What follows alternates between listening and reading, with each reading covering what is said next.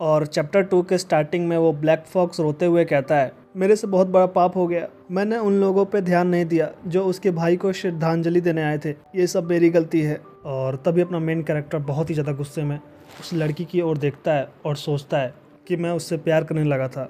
और तभी scene shift होता है उस रैट के ऊपर जो सारे इन्फॉर्मेशन को इधर से उधर ट्रांसफ़र करता है, और वो चिल्लाते हुए कहता है, नहीं नहीं नहीं, मैंने ऐसा नहीं किया, मैंने तो बस वही किया जो मेरे से कहा गया था, और मैं इस पोजीशन में भी नहीं हूँ जो मैं किसी को ऑर्डर दे सकूँ। और तभी उसके बाद अपना मेन कैरेक्टर बहुत ही ज़्यादा बेदर्दी से मार देता है। और उसके बाद फिर से सीन शिफ्ट होता है और इस बार अपना मेन कैरेक्टर एक बहुत ही बड़े फॉक्स का पीछा कर रहा होता है। और वो फॉक्स कहता है, अरे मुझे सच में पता नहीं था कि वो उस लड़की को मार देंगे। मैंने सोचा उनका इरादा अच्छा है, क्योंकि वो लोग कह रहे थे कि वो ऐसे किसी से मिलवाना चाहते हैं जो उसके मरे हुए भाई को बचा सकते थे। लेकिन ये कहने के बाद ही अपना मेन कैरेक्टर उस फॉक्स को मुंह के बल पटक देता है और कहता है कि वो बास्टर्ड, वो भी इसमें अनइंटेंशनली इन्वॉल्व था। और सीन शिफ्ट होता है। इस बार अपने मेन कैरेक्टर के सामने एक बहुत ही बड़ा ओगर जैसा मॉन्स्टर होता है। तुम बास्टर्ड फॉक्स जो उस लड़की को इस योकाई वर्ल्ड में रहने दिया और उसको प्रोटेक्शन दी, तुम खुद को एक योकाई किंग कैसे कह सकते हो? और ये कहने के बाद ही उन दोनों में फिर से फाइट स्टार्ट हो जाती है। और इसके बाद हमें दिखाया जाता है अपना मेन कैरेक्टर बहुत सारी योकाई की लाशों पे खड़ा होता है और कहता है, कोई भी जो उसके डेथ में इन्वॉल्व था उन लोगों को मैं छोड़ूंगा नहीं। और तभी सीन शिफ्ट होता है जहाँ पे अपना मेन कैरेक्टर लाशों के ऊपर से चलकर कहीं जा रहा होता है और उसके हर तरफ सिर्फ लाशें ही लाशें और खून की नदियाँ बह रही होती हैं। और कहा जाता है उस दिन अपने मेन कैरेक्टर ने इतनी तबाही मचाई और इतना खून खराबा किया कि ज़मीन उसे सोख भी नहीं पाई। और उसके बाद हम अपने मेन कैरेक्टर को देखते हैं जो सोचते हुए कहता है, मुझे लगा इन सभी को मार देने के बाद मुझे कुछ सुकून मिलेगा, लेकिन मेरा दिल अभी भी बहुत ही ज़्यादा गुस्सा और बहुत ही ज़्यादा तेज़ी में धड़कता जा रहा है। मैं थक गया हूँ ऐसी लाइफ जीकर। और तभी अपने मेन कैरेक्टर के सामने ब्लड में से एक लाइट निकलते हुए दिखता है और वो लाइट धीरे धीरे ऊपर की ओर उठते हुए एक लोटस में चेंज हो जाता है। एक लोटस, वो भी एक ब्लड पूल में। कितनी बचकानी हरकत है ये। मैं जानता हूँ ये सिर्फ एक सेलेस्टियल बीइंग ही कर सकता है।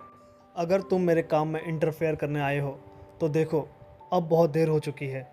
मैं और खून नहीं बहते देखना चाहता, इसलिए मेरी नज़रों से दूर हो जाओ। और तभी उसके बाद वो लोटस जो है बहुत ही ज़्यादा तेज़ी से चमकने लगता है और उसकी रोशनी इतनी तेज़ होती है कि अपने मेन कैरेक्टर को देखने में बहुत ही ज़्यादा मुश्किल हो रही होती है। और जब मैं पूरी तरह टूट चुका था और जीने की इच्छा खो चुका था, तभी एक अनजान शक्ति मुझ पर दया कर मेरी मदद करने आई। वो शक्ति जो इस दुनिया के सभी जीवों को गलत रास्ते पे भटकने से रोकता है। तभी अपने मेन कैरेक्टर के सामने बुद्धा आते हैं और वो कहते हैं, यूनहो, क्या तुम अपनी इस योकाई की पहचान को छोड़कर एक इंसान बनना चाहते हो? और तभी अपना मेन कैरेक्टर कहता है, शुरुआत में मैंने सोचा ये क्या बकवास कर रहा है, फिर मैंने गहराई से सोचा ये बहुत ही ज़्यादा अच्छा मौका है जो मैं इस योकाई की दुनिया से बाहर निकल सकता हूँ।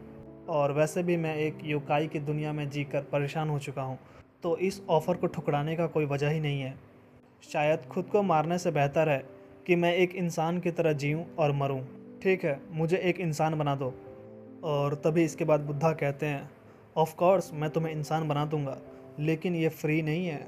इसके लिए तुम्हें पहले 1000 सालों तक बिना कोई पाप किए जीना होगा और आज तक तुमने जितने भी पाप किए हैं उन सभी का प्रायश्चित करना होगा। और फिर अपना मेन कैरेक्टर कहता है, 1000 सालों तक बिना पाप किए जीना और प्रायश्चित करना, ठीक है, मुझे मंजूर है। एक योकाई के लिए जिसकी कोई उम्र नहीं होती और जो हमेशा अमर रहता है, जो कभी मर नहीं सकता, उसके लिए समय तो बस एक आसमान में तैरते बादल जैसा है। और तभी अपने मेन कैरेक्टर को देखते हैं जो एक गुफा टाइप जगह पे आया होता है और कहता है, अगर मैं बीते सालों की गिनती करता तो शायद सब कुछ इतना आसान नहीं लगता, इसलिए मैंने सोचा कि बेहतर होगा कि मैं अपने दिन पुण्य कमाने में बिताऊं। 1000 साल बहुत लंबा समय होता है। ऐसा लगता है कि बुद्धा को ये कंडीशन दिए हुए काफ़ी टाइम निकल गया। और तभी अपने मेन कैरेक्टर को उस गुफा में दिखाया जाता है जो टेबल पे एक स्टोन रखते हुए कहता है, मैं इन स्टोन की हेल्प से हर एक साल को गिनता रहूँगा।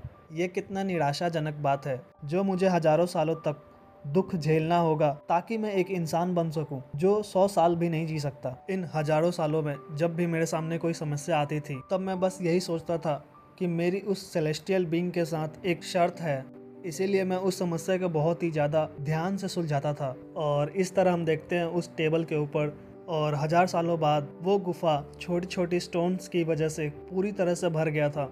और तभी हम देखते हैं कि 1000 सालों बाद बुद्धा वापस से अपने मेन कैरेक्टर के सामने आते हैं और कहते हैं, वेल डन, तुमने अपने प्रायश्चित के दौरान काफ़ी सारा पुण्य कमाया है, और सबसे बड़ी बात, तुमने योकाई और इंसानों को पाप करने से रोका है। यही तुम्हारा सबसे बड़ा कीमती काम था।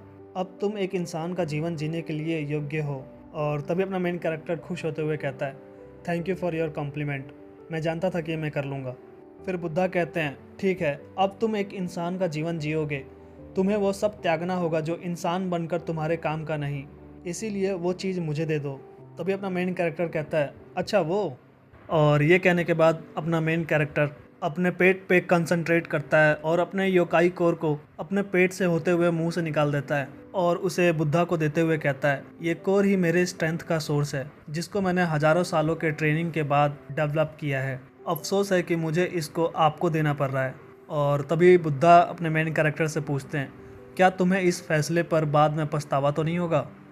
और फिर अपना मेन कैरेक्टर कहता है कि मैं ऐसा घटिया योकाई नहीं हूँ जो अपने फैसले पर बाद में पछतावा करे और दूसरों को दोष दे। और इसके बाद बुद्धा अमितबा बोल कर चले जाते हैं। और इसके बाद अपने मेन कैरेक्टर की बॉडी चेंज होकर एक फूल की पंखुड़ी बन जाती है और वो कहता है, योकाई के रूप में मेरा जीवन ऐसा लगता था जैसे वो कभी ख़त्म ही नहीं होगा।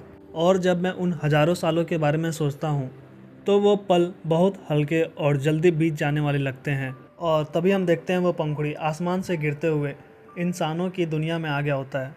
और तभी हमें दिखाया जाता है एक गांव जो पहाड़ों से घिरा होता है, और वो पंखुड़ी धीरे धीरे गिरते हुए एक घर के अंदर चली जाती है जहाँ पे एक लड़का सोया हुआ होता है। और वो फूल की पंखुड़ी धीरे धीरे नीचे गिरते हुए उस लड़के के माथे से टच होती है, जिसकी वजह से अपने मेन कैरेक्टर की आत्मा इस लड़के की बॉडी में आ जाती है। और इसके बाद बुद्धा की हेल्प से मैं एक इंसान बन गया और अब इंसान की तरह जीवन जीऊँगा। और इस तरह मेरी कहानी स्टार्ट होती है।